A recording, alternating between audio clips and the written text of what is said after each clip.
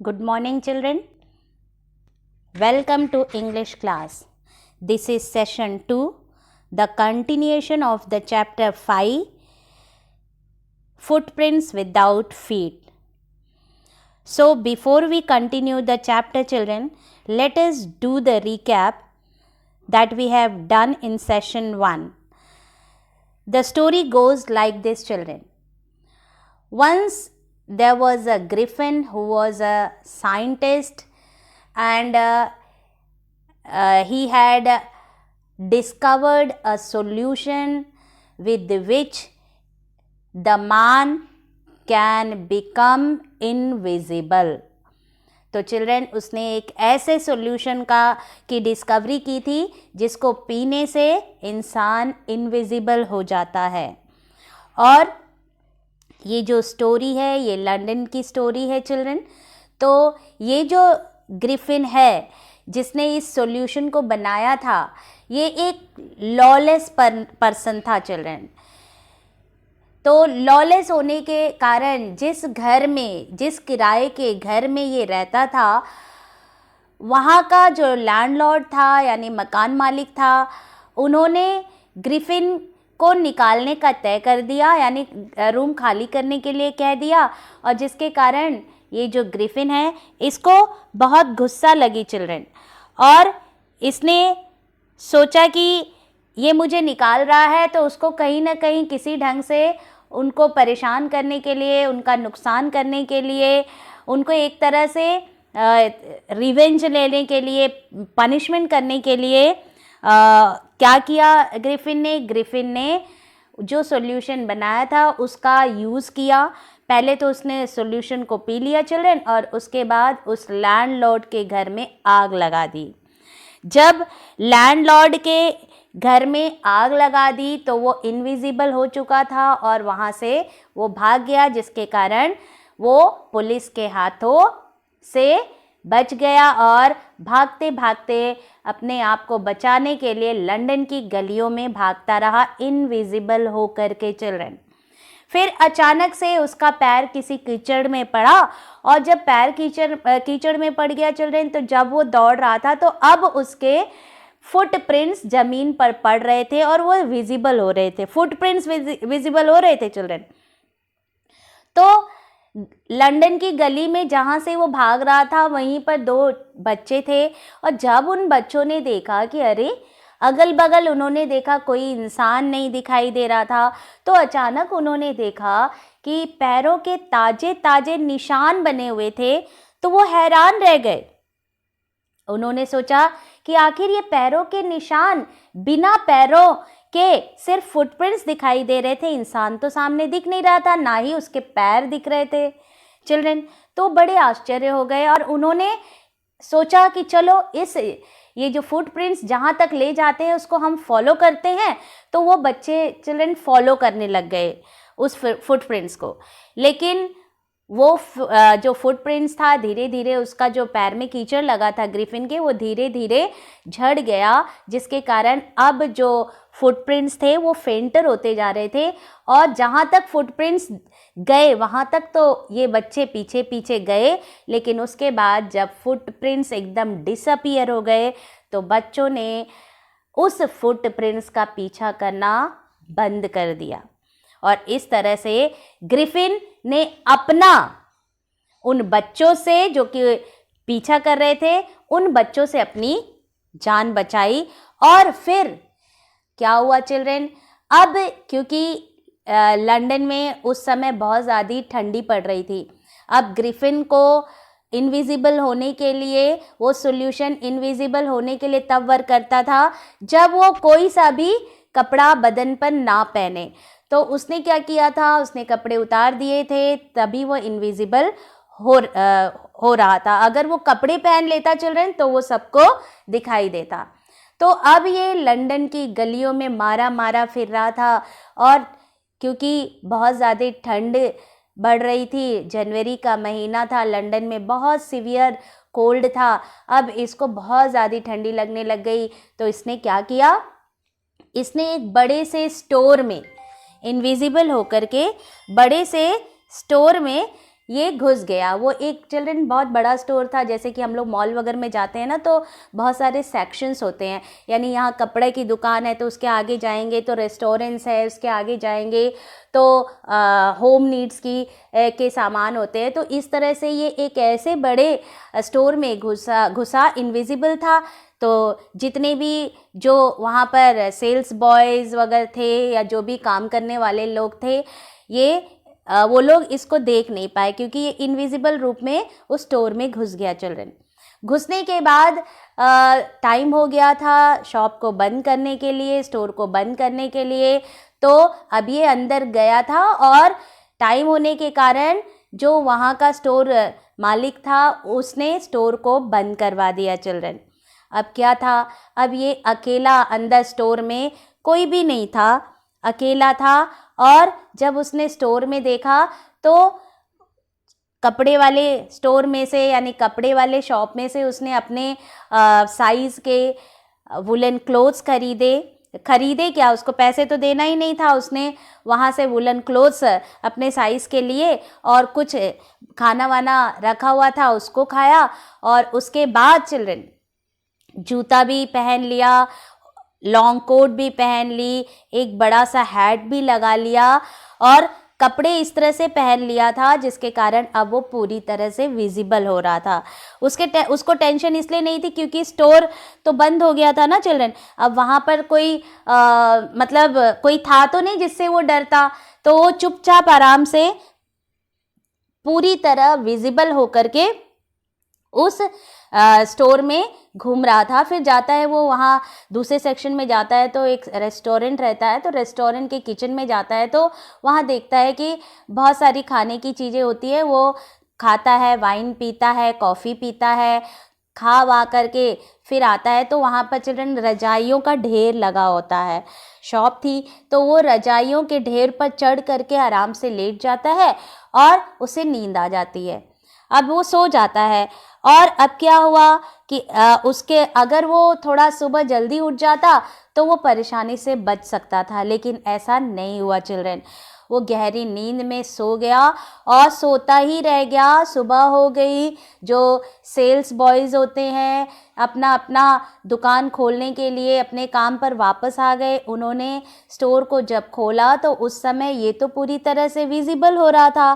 तो और जब स्टोर खुलने की आवाज़ ग्रिफिन को आई तो ये भी एकदम से जाग गया। और जब जाग गया चिल्ड्रन तो क्या हुआ, इसने वो सेल्स बॉयज़ को देखा और जितने भी जो काम करने वाले आए थे उस स्टोर के अंदर उन सबको देखा। तो उन सब लोगों ने सोचा कि अरे ये आदमी अंदर कैसे आया, और फिर वो सारे के सारे उसकी ओर रश करने लग गए पकड़ने के लिए।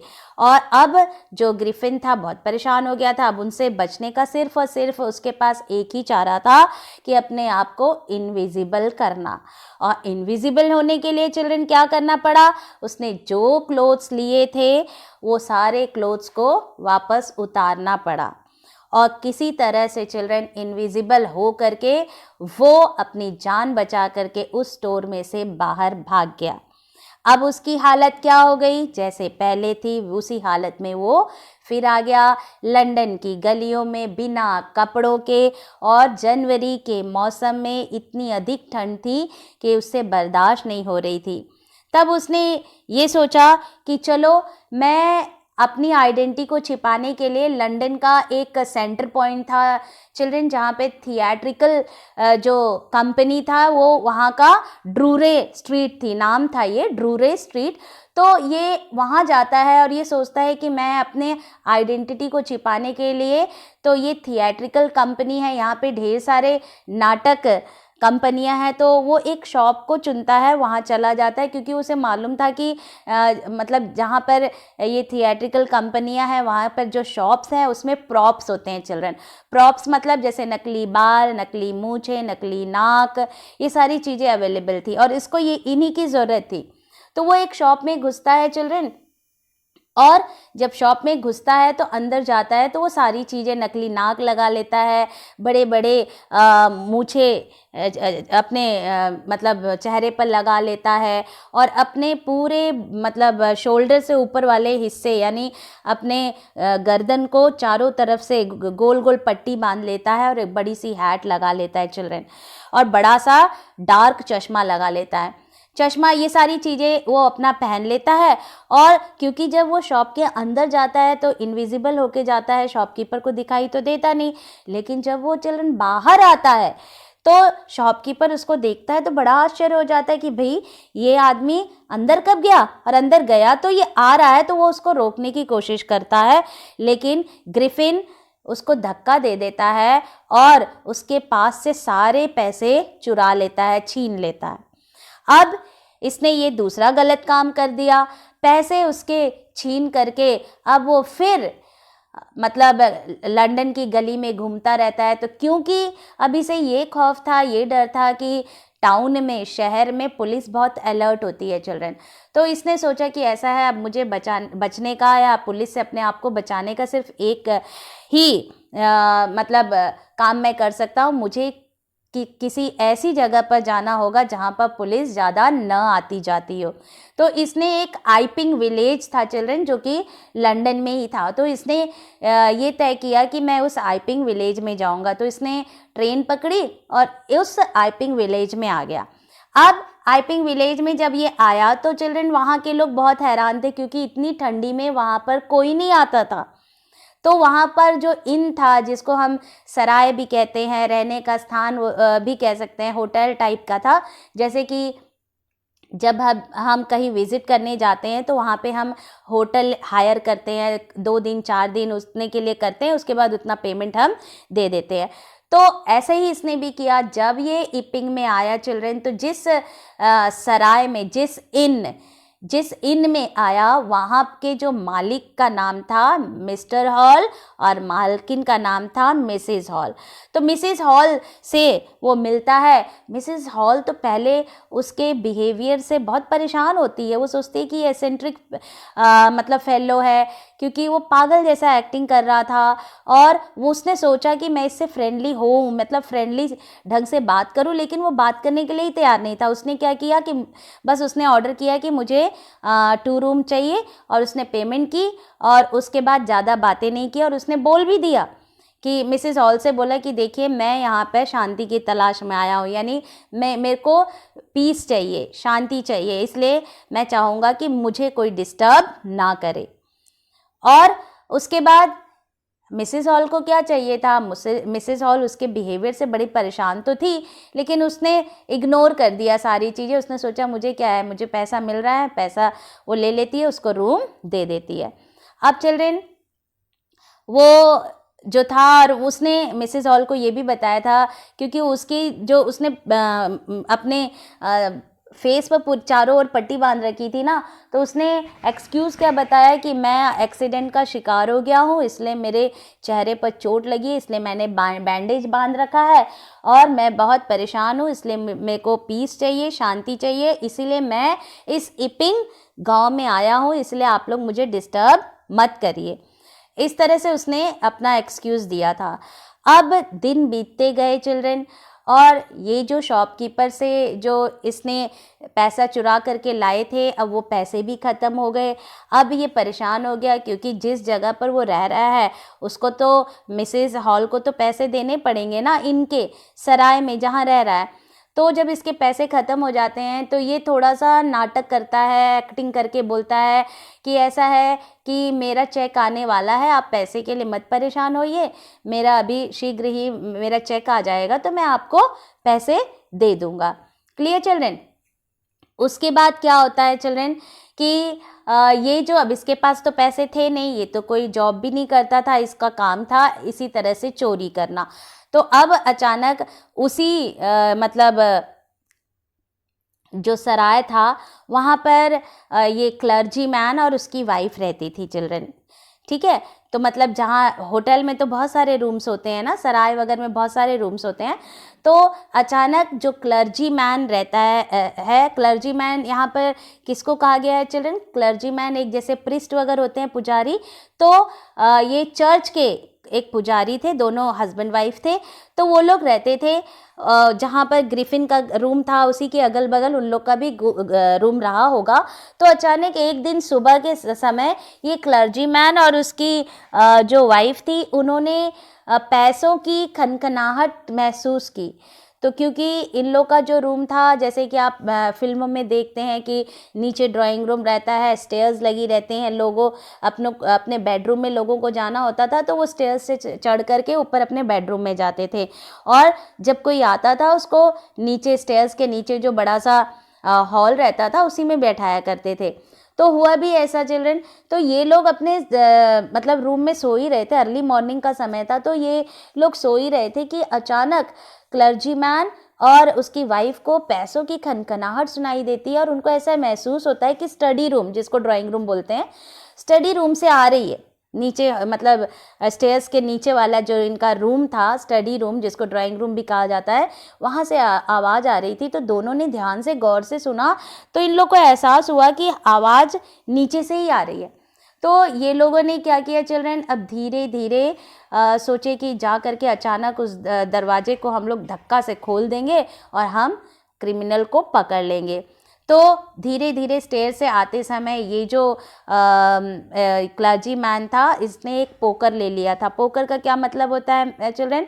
एक ऐसा औजार होता है, जैसे हम आग को जलाते हैं, आग में जब कोयला हो या कोई लकड़ी हो तो उसको हम हिलाने डुलाने के लिए, एडजस्ट करने के लिए इनके पास एक टूल था जो कि आगे से एकदम नुकीला था और उसमें जैसे स्क्रू ड्राइवर होता है ना, बड़ा वाला स्क्रू ड्राइवर, उसी तरह का हत्था भी लगा हुआ था। तो इसने सोचा क्योंकि ये रूम में जा रहा है, चोर को पकड़ने जा रहा है, तो इसने अपने सुरक्षा के लिए या उस पर वार करने के लिए अपने हाथ में ये पोकर को उठा लिया।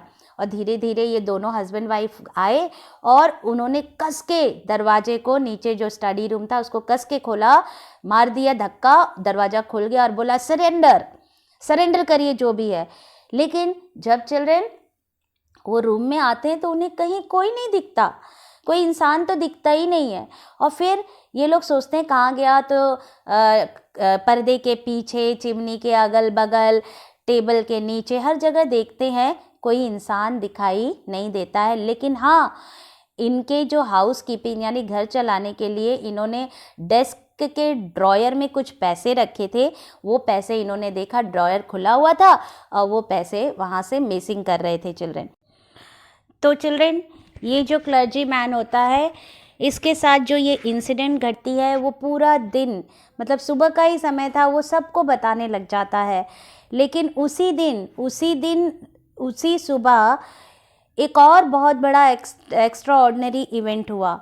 वो क्या था चिल्ड्रन, कि ये जो Mrs halls and mister halls, जो कि इन जो सराय है जहाँ पर ग्रिफिन ने कमरा लिया था, वो जो मालिक थे ये दोनों, ये लोग जल्दी सुबह उठ गए। और सुबह उठने के बाद इन्होंने देखा कि ग्रिफिन जिस रूम में रहता था, अक्सर उसका रूम हमेशा बंद रहता था चिल्ड्रन। और ये लोग आश्चर्य हो गए कि आज उसका रूम एकदम वाइड ओपन दरवाज़ा हो गया था, यानी पूरा का पूरा दरवाज़ा एकदम पूर्ण रूप से खुला था। तो जब इन लोगों ने ये देखा तो इन लोग को बहुत अजीब सा लगा कि अरे, ऐसे तो कभी होता नहीं है। तो इन लोग एक्साइटेड हुए। ये दोनों लोग धीरे धीरे अंदर आए। पहले तो इन लोगों ने दरवाजे से पीप किया, पीप मतलब झांका। जब झांका तो देखा कि कमरे में कोई नहीं है, तो ये इन्वेस्टिगेशन करने के लिए कमरे के अंदर चले गए चिल्ड्रन। और जब अंदर जा कर के देखते हैं तो कहीं कोई नहीं रहता है। और फिर बेड पर देखते हैं चिल्ड्रन, तो बेड को टच करते हैं तो बेड ठंडा था।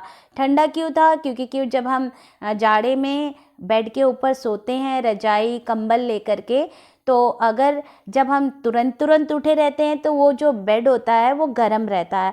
लेकिन जब इन लोगों ने देखा, टच किया, तो बेड काफ़ी ठंडा था, जिससे कि ये समझ में आ रहा था कि जो ग्रिफिन है वो काफ़ी देर पहले ही उठ गया है। उसके बाद उन लोगों ने देखा कि जो वो अपने फेस को ढकने के लिए जो बैंडेज लपेटता था वो पड़ा था, उसके कपड़े भी पड़े हुए थे, सारी चीज़ें उसके बेड पर सब बिखरी पड़ी थी। और फिर अचानक से क्या हुआ चिल्ड्रन, वो जो बेड होता है, बेड के चारों कोनों पर वो रखा था उसने अपनी हैट, टोपी जो लगाया करता था, ठीक है, तो वो सब ऐसे ही पड़ा हुआ था।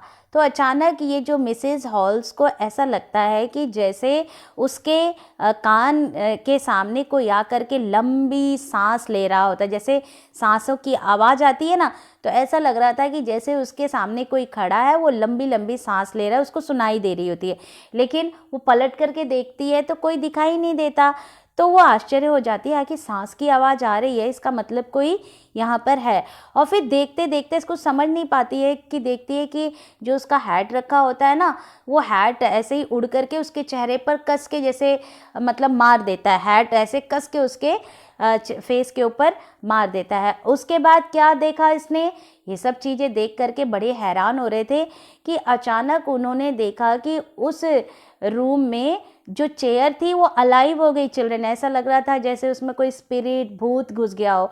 वो चेयर उड़ने लग गई और उड़ते उड़ते वो जो मिसेस हॉल के चेहरे के पास वो चेयर आके रुक गई। और रुकने के बाद जो चेयर के पैर होते हैं ना, उस पैर से उसको मारने के लिए मतलब कोशिश करने लग गई। तो ये देख करके ये जो मिसेस हॉल और मिस्टर हॉल थे, वो चेयर उनको धक्का दी जा रही थी, ये लोग पीछे जा रहे थे, पीछे जा रहे थे, और धीरे धीरे वो चेयर आगे आगे और ये लोग पुश बैक होते जा रहे थे। और बाद में वो चेयर ने इन लोगों को अपने कमरे से ही ढकेल दिया, यानी आगे आगे चेयर आ रही थी, पीछे पीछे ये जा रहे थे, और ये कमरे से बाहर निकल गए चिल्ड्रन।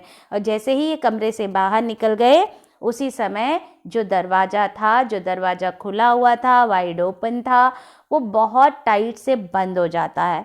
अब जब दरवाज़ा बंद हो जाता है चिल्ड्रन, तो क्या होता है, यहाँ तक हमने चिल्ड्रन फर्स्ट पार्ट में ये चीज़ पढ़ी थी। आज हम कंटिन्यू करेंगे, तो चलिए आगे पढ़ते हैं। दरवाज़ा जब कस के बंद हो जाता है तो क्या होता है चिल्ड्रन, देख।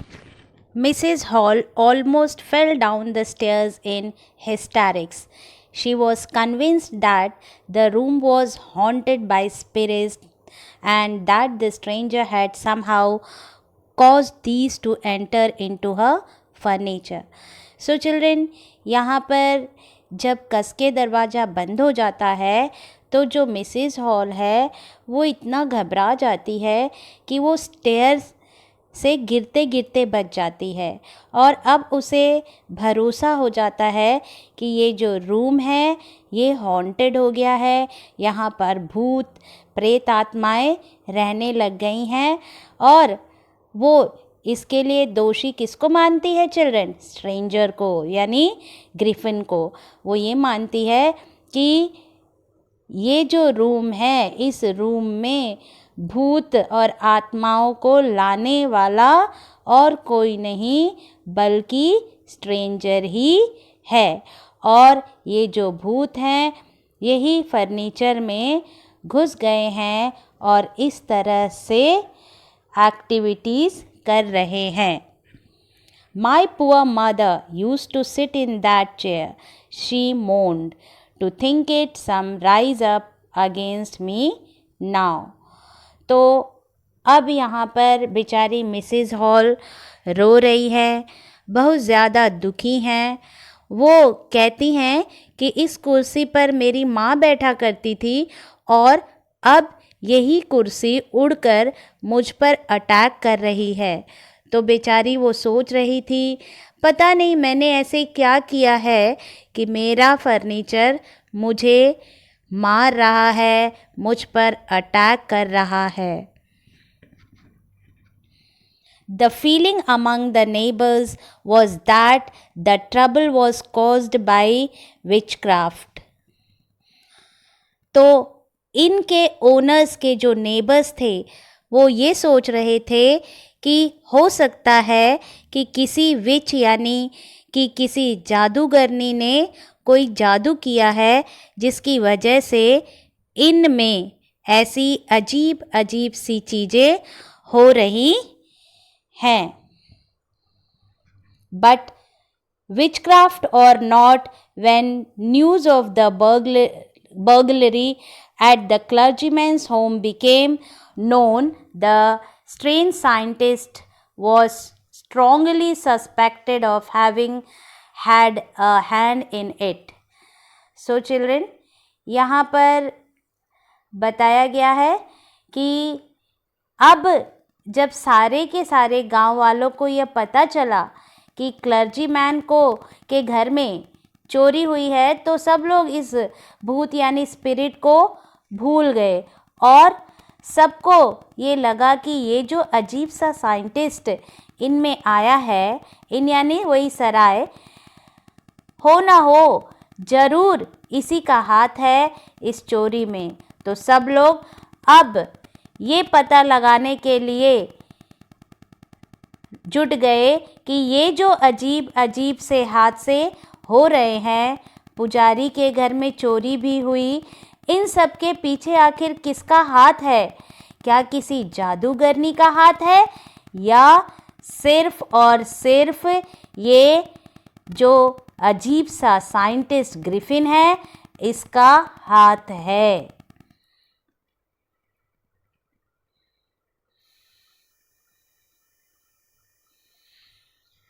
Suspicion grew even stronger when he suddenly produced some ready cash, though he had admitted not long before that he had no money. अभी चिल्ड्रन थोड़ी देर पहले ही तो ग्रिफिन ने इनके ओनर्स यानी मिसेस हॉल से कहा था कि उसके पास पैसे नहीं हैं, लेकिन अचानक से ग्रिफिन ने उन्हें पैसे दे दिए और इस वजह से सबका शक मजबूत हो गया और सब लोग यही मानने लग गए कि पुजारी यानी क्लर्जी मैन के घर में चोरी ग्रिफिन ने ही की है। The village constable was secretly sent for.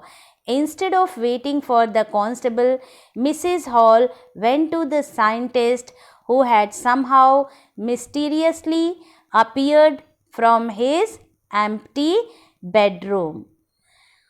और अब इनके जो ओनर थे उन्होंने सीक्रेटली यानी कि बिना अनाउंस किए पुलिस को बुला लिया, लेकिन जो मिसेस हॉल थी वो इतना गुस्सा हो रही थी, उनको इतना ज़्यादा गुस्सा चढ़ा हुआ था कि वो ग्रिफिन के कमरे में चली गई और हैरान थी कि अभी तो हम ग्रिफिन के कमरे में गए थे तो कमरा खाली था, लेकिन अब ये ग्रिफिन कमरे में कहाँ से आ गया। तो इस मिस्ट्री को सॉल्व करना चाहती थी, इसलिए वो ग्रिफिन के घर कमरे में चली जाती हैं।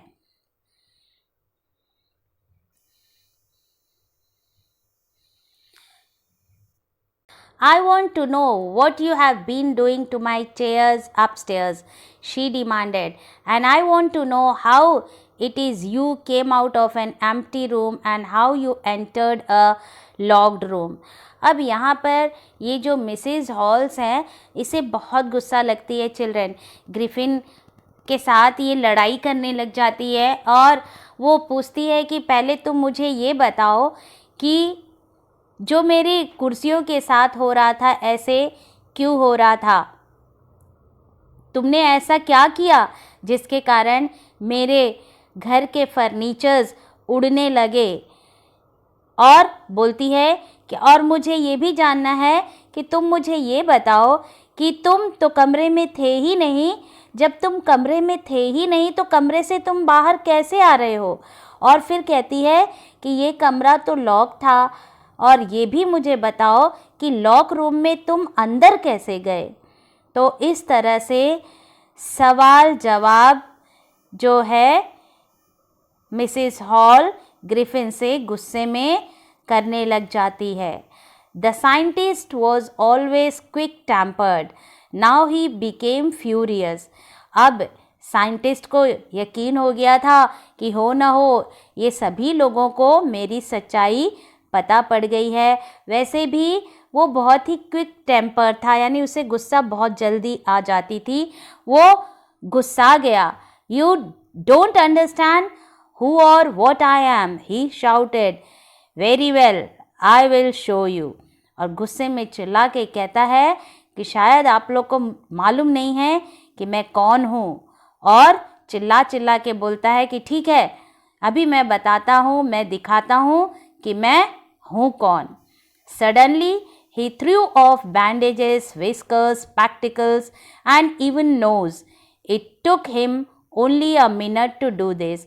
और फिर जल्दी से उसने जो भी अपने फेस को हाइड करने के लिए, जैसे कि बैंडेज उसने अपने फेस में राउंड राउंड बांधा था, उसको निकाल के फेंका. नकली मूछें फेंकी, जो चश्मा लगा रखा था उसको फेंका, नकली नाक निकाल के फेंक दी, और ये सब करने में उसे मुश्किल से 1 मिनट ही लगा होगा. The horrified people in the bar found themselves staring at a headless man. Children, अब हुआ क्या? क्योंकि जैसे कि हम लोग को पता था कि जब वो अपने कपड़े उतार देता था तो वो दिखाई नहीं देता था. तो अब यहाँ पे क्या हुआ चिल्ड्रन, इसने अपने फेस में जब तक बैंडेज बांध रखा था, हैट लगाई हुई थी, तब तक ये लोगों को दिखाई दे रहा था. अब उसने अपने जो सिर के हिस्से में जो भी चीज़ उसने लगाई हुई थी, नकली नाक लगाई थी, नकली विस्कर्स लगाए थे, स्पेक्टिकल्स लगाए थे, बैंडेज लगाए थे, सबको निकाल करके फेंक दिया. और जैसे ही उसने निकाल करके फेंका चिल्ड्रन, तो अब वो बिना सिर के दिखाई देने लग गया. यानी उतने बॉडी का उसने जब अपना नेकेड कर लिया, सारा चीज़ उतार दिया, और नीचे तो उसने कपड़े पहने हुए थे, यानी गले के नीचे उसने कपड़े पहने हुए थे, तो अब वो उसका गले के नीचे वाला हिस्सा दिखाई दे रहा था और सिर दिखाई नहीं दे रहा था.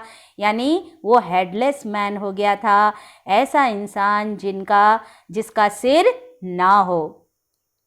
Clear children? क्योंकि उसने जो लपेटा था तब वो दिख रहा था, अब वो नेकेड कर दिया था, उसने अपने सिर के ऊपर का सारा हिस्सा जो भी लपेटा था वो हटा दिया था, तो अब उसका गर्दन इनविजिबल हो रही थी और कंधे से नीचे का सारा पोर्शन विजिबल हो रहा था. Clear children?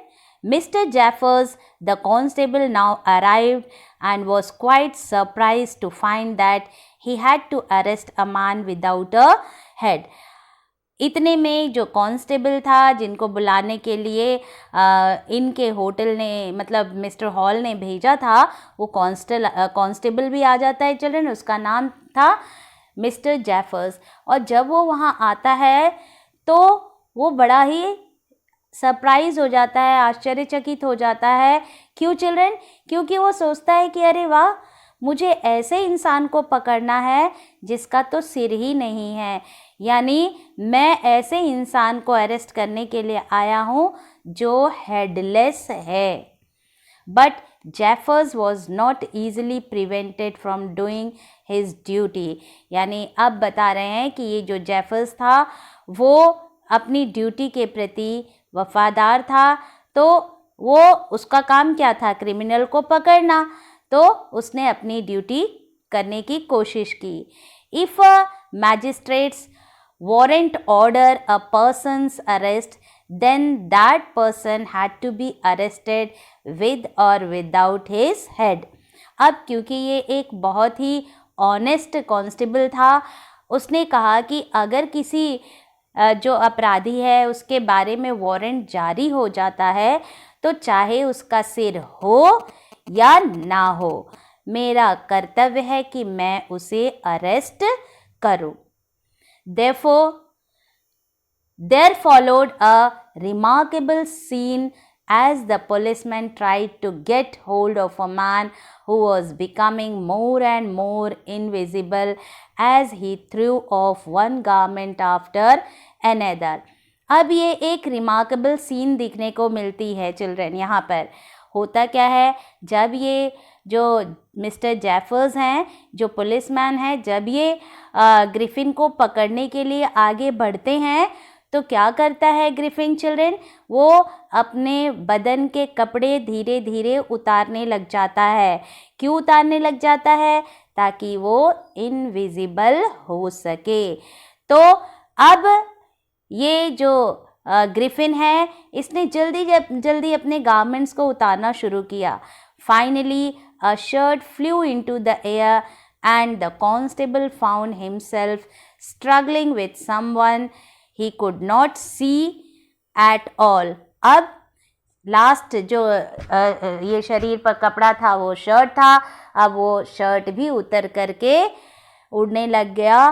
तो अब ये जो कांस्टेबल था बहुत परेशान हो गया. अब समझ नहीं आ रहा था कि वो उस अपराधी यानी ग्रिफिन को कैसे पकड़े. Some people tried to help him but found themselves hit by blows that seemed to come from nowhere. कुछ लोगों ने मदद करने की भी चिल्ड्रन कोशिश की और उस इनविजिबल मैन को पकड़ने की कोशिश की, लेकिन बदले में उन लोगों को सिर्फ और सिर्फ घूंसे खाने को मिले. यानी हिट किया किसने?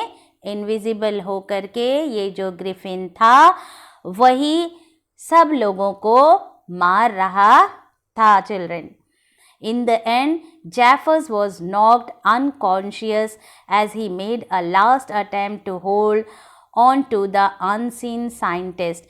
अब ये जो जैफर्स था इसने अपनी पूरी ताकत लगा दी थी, बहुत परेशान था और इसको बार बार ब्लोज भी मिल रहे थे क्योंकि ग्रिफिन इनविजिबल होकर के लोगों को मार भी रहा था.